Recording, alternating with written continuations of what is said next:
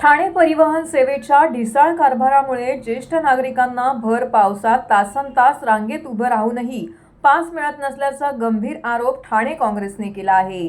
Thane railway स्थानकावरील सॅटिस पुलावरील pass वितरण केंद्राला अचानक भेट त्यांनी परिवहन प्रशासनाच्या निष्काळजीपणावरती जोरदार टीका केली आहे। यावेळी उपस्थित ज्येष्ठ नागरिकांनी पिंगळे यांच्या समोर तक्रारींचा अक्षरशः पाऊस पाडला।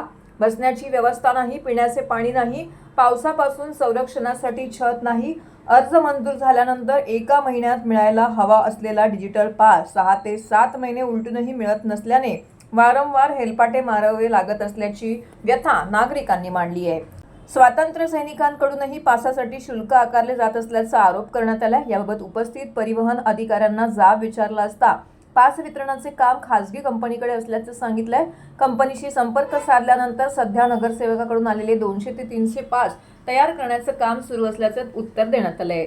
या संपूर्ण प्रकारावरती संताप व्यक्त करत ठाणे शहर जिल्हा काँग्रेस अध्यक्ष राहुल पिंगळे यांनी लवकरच परिवहन व्यवस्थापकांची भेट घेऊन सर्व समस्या त्यांच्या निदर्शनास आणणार असल्याचं सांगितलंय।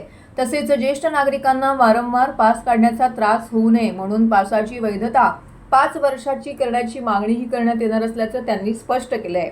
परिवहन सेवेतील विलंब, नियोजनाचा अभाव आणि ज्येष्ठ नागरिकांकडे होत असलेले दुर्लक्ष यामुळे परिवहन प्रशासनाच्या कार्यपद्धतीवरती प्रश्नचिन्ह निर्माण झाले असून या समस्यांवरती तातडीने तोडगा काढण्याची मागणी नागरिकांकडून होत आहे।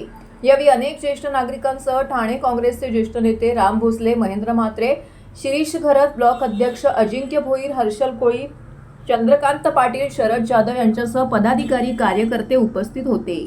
महिन्यामध्ये 3ऱ्या महिन्यामध्ये भरलेले फॉर्म आहेत। ह्या ज्या महिला त्या स्वातंत्र्य सैनिक आहेत आणि ज्याला पास वितरणाचं काम दिलं त्यांच्याशी मी आता फोनवरती बोललो की का 6 महिने आणि 7 महिन्याचा यांना उशीर होतोय हे करायला। त्यांनी सांगितलं की नगरसेवकांचा दबाव आहे आमच्यावरती, नगरसेवकांनी 200 आणि 250 कार्ड आम्हाला पास बनवायला दिलेले आहेत। मला एक सांगा, ही नगरसेवकांसाठी योजना आहे की या सर्वसामान्य नागरिकांसाठी आहे? आणि जर यांना लवकर मिळावं तर यांना वाटत असेल त्या एजन्सीवाल्याला की यांनी पण कुठल्या तरी यांना कुठल्या आमदाराच्या आणि खासदाराच्या दरवाजात उभं करायचं सांगा, ते सॅटिसवर उभे राहणार नाहीत। त्या नगरसेवकाच्या आणि आमदाराच्या म्हणजे लाज वाटली पाहिजे बोलायला। ते सांगतात की नगरसेवकांनी दिलेलं कार्ड बनवतोय म्हणून यांना लेट होतोय। या प्रत्येकाच्या 3-3, 4-4 फेऱ्या झालेल्या आहेत। दुसऱ्या महिन्यामध्ये प्रत्येकाने फॉर्म भरलेत। पाऊस पडला तर वरनं त्यांना इकडे काही नाहीये, छत्री धरून त्यांना देत नाहीत। स्वातंत्र्य सैनिक महिला गेल्या वेळी यांना फ्रीमध्ये दिलेलं होतं। हे सगळे ज्येष्ठ नागरिक आहेत। कुठल्याही प्रकारचं त्यांच्या कार्डावरती एक्सपायरी डेट नाही, कुठल्याही प्रकारचं उत्तर ते देऊ शकत नाहीत। 3-3, 4-4 तास त्यांना उभं राहायला लागतं। त्या रिसिटच्या मागे लिहिलेलं आहे की डिजिटल बसचा कालावधी हा 1 वर्षाचा आहे। खरं ते सगळे सिनियर सिटीजन आहेत, ठाणेकर आहेत, यांना 5 वर्षाच्या कालावधीने ह्या पासेस दिले पाहिजे। म्हणजे या लोकांची तुम्ही लाडकी बहीण योजना राबवता, तुम्ही वेगवेगळ्या योजना सगळ्या राबवता, मग ज्येष्ठ नागरिकांबरोबर तुम्ही का दुजाभाव करता? एखादं जर तुम्ही कार्ड काढलंय, कार्ड इश्यू केलंय, 5 वर्षाचा कालावधी काढा आणि द्या ना। म्हणजे तुमची काय इच्छा आहे? या सिनियर सिटीजन लोकांनी वर्षांनी यायचं आणि 10 चक्रा तुमच्या 6 महिन्यांनी 10 तुमच्या ह्याच्यामध्ये चक्रा मारायच्या का त्या लोकांनी?